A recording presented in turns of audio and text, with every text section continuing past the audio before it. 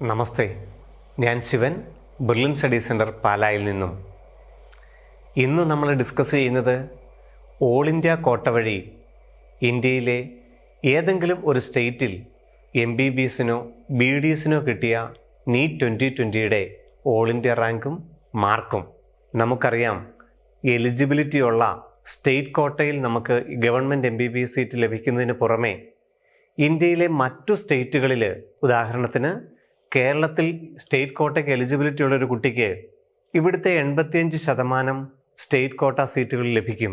അതിനു പുറമെ തമിഴ്നാട്ടിലോ കർണാടകത്തിലോ ഡൽഹിയിലോ ബംഗാളിലോ ഏതെങ്കിലും മറ്റൊരു സ്റ്റേറ്റിൽ ഗവൺമെൻറ് MBBS സീറ്റ് ലഭിക്കാനുള്ള ഏക വഴി ഓൾ ഇന്ത്യ കോട്ട സീറ്റ് അലോട്ട്മെൻ്റ് ആണ്. നീറ്റിൻ്റെ റിസൾട്ടിന് ശേഷം mcc.nic.in എന്ന വെബ്സൈറ്റ് വഴി ഇന്ത്യയിലെ 243ഓളം ഗവൺമെൻറ് മെഡിക്കൽ കോളേജുകളിൽ MBBSനും 45ഓളം മെഡിക്കൽ കോളേജുകളിൽ BDSനും നമുക്ക് ഓപ്ഷൻ കൊടുക്കാം. അതുമാത്രമാണ് മറ്റൊരു സ്റ്റേറ്റിൽ ഗവൺമെൻറ് MBBSൻ്റെയും BDSൻ്റെയും സീറ്റ് ലഭിക്കാനുള്ള ഏക മാർഗം. 2020 നീറ്റ് എൻട്രൻസിൻ്റെ എക്സാം വഴി ഇന്ത്യയിൽ എവിടെയെങ്കിലും ഒരു MBBS സീറ്റ് കിട്ടിയതിൻ്റെ റാങ്കും മാർക്കും ഓരോ കാറ്റഗറികളുടെയും നമുക്കൊന്ന് അനലൈസ് ചെയ്യാം. ഓൾ ഇന്ത്യ റാങ്ക് നമ്മൾ നീറ്റിന് അപ്ലൈ ചെയ്യുമ്പോൾ അൺറിസർവ്ഡ് എന്ന കാറ്റഗറിയും EWS എന്ന കാറ്റഗറിയും OBC, SC, ST എന്നീ കാറ്റഗറികളാണ് സെലക്ട് ചെയ്യുന്നത്. അതിൽ അൺറിസർവ്ഡിന് 15,038 വരെയാണ് 2020 സെക്കൻഡ് റൗണ്ടിൽ ഒരു MBBS സീറ്റ് ലഭിച്ചത്. തമിഴ്നാട്ടിലാണ് ലഭിച്ചത്. ആ കുട്ടിയുടെ മാർക്ക് 611 ആയിരുന്നു. അപ്പോൾ നീറ്റ് 2020യിൽ 611 മാർക്കിന് മുകളിൽ ലഭിച്ച കുട്ടികൾക്കാണ് ഇന്ത്യയിൽ എവിടെയെങ്കിലും ഒരു ഗവൺമെൻറ് MBBS സീറ്റ് ലഭിച്ചത്. നീറ്റിന് അപ്ലൈ ചെയ്യുമ്പോൾ എക്കണോമിക്കലി വീക്കർ സെക്ഷൻ എന്ന് സെലക്ട് ചെയ്യുകയും തഹസിൽദാരിൽ നിന്ന് EWS സർട്ടിഫിക്കറ്റ് കരസ്ഥമാക്കുകയും ചെയ്ത കുട്ടിക്ക് 612 മാർക്കിന് മുകളിൽ MBBS സീറ്റ് ലഭിക്കുകയുണ്ടായി. പക്ഷേ ഓൾ ഇന്ത്യ കോട്ട വഴി EWS, OBC റിസർവേഷനുകൾ താരതമ്യേന കുറവാണ്. സെൻട്രലൈസ്ഡ് ഇൻസ്റ്റിറ്റ്യൂട്ടുകളിലും ESIയുടെ 9 കോളേജുകളിലും മാത്രമേ EWS റിസർവേഷനും OBC റിസർവേഷനും ഓൾ ഇന്ത്യ കോട്ട വഴി ലഭിക്കുകയുള്ളൂ. ഇന്ത്യയിൽ ആകമാനമുള്ള 243 ഗവൺമെൻറ് മെഡിക്കൽ കോളേജുകളിലും EWSൻ്റെയോ OBCയുടെയോ റിസർവേഷൻ ഓൾ ഇന്ത്യ കോട്ട വഴി ഇല്ല. അത് അതാത് സ്റ്റേറ്റ് കോട്ട വഴിയാണെന്ന് മാത്രം. അതുകൊണ്ടാണ് ജനറൽ റാങ്കിനേക്കാളും കുറവ് EWSനും OBCക്കും ഈ ചാർട്ടിൽ കാണിക്കുന്നത്.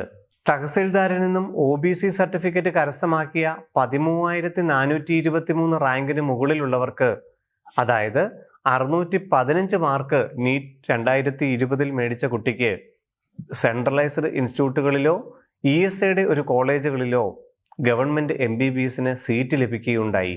SC വിഭാഗം, ഷെഡ്യൂൾഡ് കാസ്റ്റ് വിഭാഗത്തിന് 81,121 ഓൾ ഇന്ത്യ റാങ്ക് വരെ, അതായത് 507 മാർക്കിന് മുകളിൽ ഇന്ത്യയിൽ എവിടെയെങ്കിലും MBBS സീറ്റ് ലഭിച്ചു. ഇവിടെ ഒരു പ്രത്യേകത നാം മനസ്സിലാക്കണം. കേരള മെഡിക്കൽ റാങ്ക് വെച്ചാണ് SC, ST വിഭാഗം കേരളത്തിൽ MBBS സീറ്റിന് അഡ്മിഷൻ എടുക്കുന്നതെങ്കിൽ അവർക്ക് 1 രൂപ പോലും ട്യൂഷൻ ഫീസ് ഇല്ല. എന്നാൽ ഓൾ ഇന്ത്യ കോട്ട വഴിയാണ് SC, ST വിഭാഗങ്ങൾ അഡ്മിഷൻ എടുക്കുന്നുവെങ്കിൽ അവർക്ക് അതാത് സ്റ്റേറ്റുകളിലെ ഗവൺമെൻറ് ഫീസ് കൊടുക്കേണ്ടതാണ്. കേരളത്തിൽ തന്നെ ഓൾ ഇന്ത്യ കോട്ട വഴിയാണ് SC, ST വിഭാഗം അഡ്മിഷൻ എടുക്കുന്നതെങ്കിൽ 26,160 രൂപ കേരളത്തിലെ MBBS സീറ്റിനും കർണാടകത്തിൽ 60,000 മുകളിലും മഹാരാഷ്ട്ര, ഗോവ പോലെയുള്ള സ്റ്റേറ്റുകളിൽ 1 ലക്ഷം രൂപയും ഗവൺമെൻറ് MBBSന് ഫീസാവും. തമിഴ്നാട്ടിൽ പക്ഷേ ഗവൺമെൻറ് MBBSന് ഫീസ് കുറവാണ്. 11,000 രൂപയ്ക്ക് അടുത്തേ ഫീസ് വരികയുള്ളൂ. അത് ശ്രദ്ധയിൽപ്പെടുത്തിയെന്ന് മാത്രം. ഷെഡ്യൂൾഡ് ട്രൈബ് വിഭാഗത്തിന് 96,759 റാങ്കിന് മുകളിൽ 488 മാർക്കിന് മുകളിൽ കിട്ടിയവർക്കാണ് ഓൾ ഇന്ത്യ കോട്ട വഴി MBBS സീറ്റ് ലഭിച്ചത്. ഇവിടെയും ജനറലിൻ്റെയും EWSൻ്റെയും OBCയുടെയും SCയുടെയും STയുടെയും വിഭാഗത്തിന് പേഴ്സൺസ് വിത്ത് ഡിസബിലിറ്റി കാറ്റഗറിക്കാർക്ക് അതാത് റിസർവേഷനുകളിലെ 5% സീറ്റുകൾ വീണ്ടുമുണ്ട്. 5,91,575 ഓൾ ഇന്ത്യ റാങ്ക് വരെ 174 മാർക്കിന് മുകളിൽ ലഭിച്ചവർക്കെല്ലാം ഇന്ത്യയിൽ എവിടെയെങ്കിലും ഒരു ഗവൺമെൻറ് MBBS സീറ്റ് അഡ്മിഷൻ കിട്ടിയിട്ടുണ്ട്.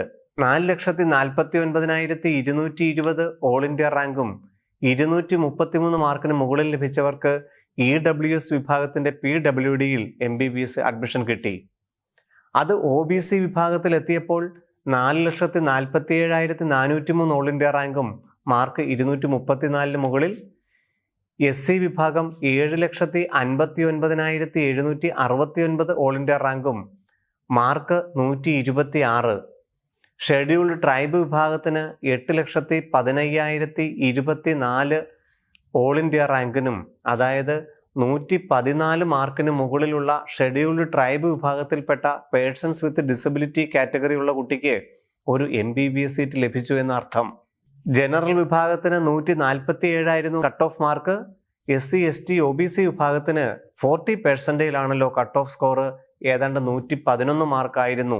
അതിന് മുകളിൽ കിട്ടിയ എല്ലാവർക്കും SC ST വിഭാഗത്തിൽ MBBS സീറ്റ് ലഭിച്ചു എന്നർത്ഥം. അതായത് പേഴ്സൺസ് വിത്ത് ഡിസബിലിറ്റി എന്ന കാറ്റഗറിയിൽ SC ST വിഭാഗത്തിലുള്ള ക്വാളിഫൈ ചെയ്ത എല്ലാ കുട്ടികളും ഇന്ന് ഗവൺമെൻറ് MBBS സീറ്റിന് പഠിക്കുന്നു എന്നർത്ഥം. ഓൾ ഇന്ത്യ കോട്ടയിൽ നമ്മൾ പറഞ്ഞു MBBSന് ഏതാണ്ട് 243 കോളേജുകളിലായിട്ട് 5,500 മുകളിലാണ് MBBS സീറ്റുകൾ ഉള്ളത്. എന്നാൽ BDS സീറ്റുകൾ ഓൾ ഇന്ത്യ കോട്ടയിൽ കുറവാണ്. ഏതാണ്ട് 150 BDS സീറ്റുകൾ മാത്രമേ ഓൾ ഇന്ത്യ കോട്ട വഴി ഫില്ല് ചെയ്യുന്നുള്ളൂ. നീറ്റിൻ്റെ സ്കോർ 588 മാർക്കിന് മുകളിൽ ജനറൽ വിഭാഗത്തിൽ ഇന്ത്യയിൽ എവിടെയെങ്കിലും ഒരു BDS അഡ്മിഷൻ ലഭിച്ചിട്ടുണ്ട്. 25,993 ആയിരുന്നു ഓൾ ഇന്ത്യ റാങ്ക്.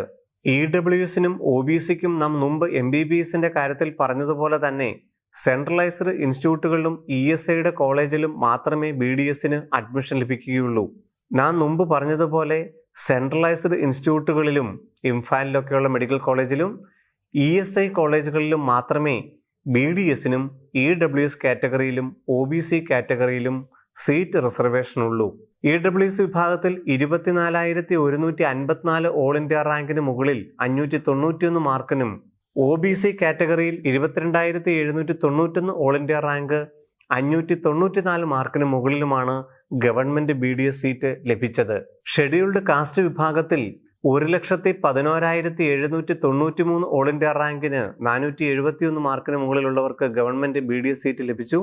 ST വിഭാഗത്തിൽ 1,31,971 ഓൾ ഇന്ത്യ റാങ്ക് 450 മാർക്കിന് മുകളിലുള്ളവർക്ക് ഇന്ത്യയിൽ എവിടെയെങ്കിലും ഗവൺമെന്റ് BDS സീറ്റ് ലഭിച്ചു.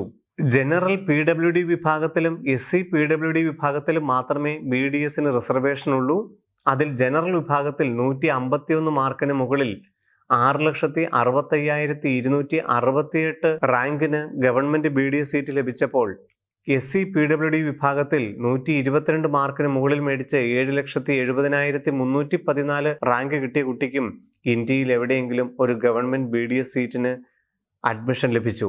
നീറ്റിൻ്റെ റിസൾട്ടിന് ശേഷം മെഡിക്കൽ കൗൺസിലിൻ്റെ mcc.nic.in എന്ന വെബ്സൈറ്റ് വഴിയാണ് നമ്മൾ ഈ 243 മെഡിക്കൽ കോളേജുകളിലോട്ടും ഓൾ ഇന്ത്യ കോട്ടയ്ക്ക് ഓപ്ഷൻ കൊടുക്കേണ്ടത്.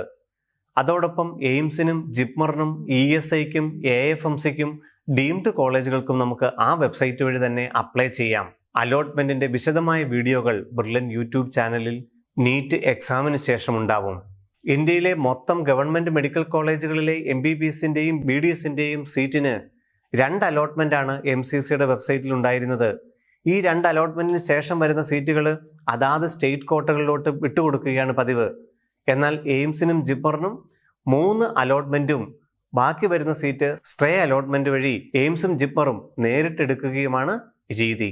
നീറ്റ് 2020 ഓൾ ഇന്ത്യ റാങ്ക് 15,000 റേഞ്ചിൽ എത്തിയപ്പോൾ, അതായത് മാർക്ക് 611 മാർക്കിന് മുകളിലുള്ളവർ ബെർലിൻ സ്റ്റഡി സെൻറ്ററിൽ ഏതാണ്ട് 1,500 മുകളിൽ കുട്ടികൾ ഉണ്ടായിരുന്നു.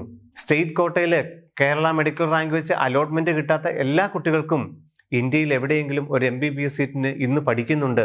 അതുപോലെ തന്നെ ഇന്ത്യയിൽ എവിടെയെങ്കിലും BDSന് അവസാനം കിട്ടിയ ഈ 25,993 മുകളിൽ ഏതാണ്ട് 2,100 കുട്ടികൾ ബെർലിനിലുണ്ടായിരുന്നു. അവർക്ക് സെൽഫ് ഫിനാൻസിങ് MBBSന് പോകാൻ താല്പര്യമില്ലാത്തവർ ഗവൺമെന്റ് BDSന് അഡ്മിഷൻ ലഭിച്ചിട്ടുണ്ട്. അവരിൽ സെൽഫ് ഫിനാൻസിങ് MBBSനോ അതുപോലെ തന്നെ മെഡിക്കൽ അലൈഡ് കോഴ്സുകൾക്കോ അഡ്മിഷന് പോകാൻ താല്പര്യമില്ലാത്തവർക്ക് ഗവൺമെന്റ് BDS സീറ്റ് ലഭിച്ചിട്ടുണ്ട്. നീറ്റ് 2020 ഈ കാറ്റഗറി ബേസുള്ള അനാലിസിസിൽ അടുത്തതായിട്ട് നമുക്ക് ഡീംഡ് കോളേജുകൾ വേണമെങ്കിൽ പരിചയപ്പെടാം. ഡീംഡ് യൂണിവേഴ്സിറ്റികളിൽ category wise rank list analysis ഇല്ലല്ലോ, അവിടെ ജനറൽ വിഭാഗം മാത്രമേ ഉള്ളൂ. അടുത്തതായി ബെർലിൻ്റെ യൂട്യൂബ് ചാനൽ വഴി ESIയുടെ മെഡിക്കൽ കോളേജുകളിൽ ESIയുടെ 9 മെഡിക്കൽ കോളേജുകളിൽ ESI സംവരണം ലഭിച്ച് MBBSൻ്റെ അഡ്മിഷൻ ലഭിച്ച മാർക്കും ലാസ്റ്റ് റാങ്കും നമുക്ക് പരിചയപ്പെടാം. അതുപോലെ തന്നെ മറ്റൊരു വീഡിയോയിൽ 45ഓളം ഡീംഡ് യൂണിവേഴ്സിറ്റികളിൽ MBBSന് അഡ്മിഷൻ കിട്ടിയ ഓൾ ഇന്ത്യ റാങ്കും മാർക്കും നമുക്കൊന്ന് അനലൈസ് ചെയ്യാം. ഡീംഡ് യൂണിവേഴ്സിറ്റികളിൽ റിസർവേഷനുകളില്ല, അവിടെ മെറിറ്റ് അടിസ്ഥാനത്തിൽ മാത്രമാണ് അഡ്മിഷൻ. ഫീസ് 10 ലക്ഷം മുതൽ 25 ലക്ഷം വരെ ആയതുകൊണ്ട് അവിടെ മാത്രം ഫീസിന്റെ അടിസ്ഥാനത്തിലായിരിക്കും ഓരോ കോളേജും കുട്ടികൾ ഓപ്റ്റ് ചെയ്യുന്നത്. ഓരോ കോളേജിൻ്റെയും മാർക്കും റാങ്കും അവിടുത്തെ ഫീസും നമുക്ക് വരുന്ന ഒരു വീഡിയോയിൽ ചർച്ച ചെയ്യാം. അതുപോലെ തന്നെ കുട്ടികളുടെ മറ്റൊരു ടാർഗറ്റാണ് AFMC. AFMCയുടെ ഷോർട്ട് ലിസ്റ്റിനെ കുറിച്ചും അവിടുത്തെ സെലക്ഷൻ രീതികളെക്കുറിച്ചും മറ്റൊരു വീഡിയോയുമായി ഉടനെത്താം. അതുവരെ നന്ദി, നമസ്കാരം.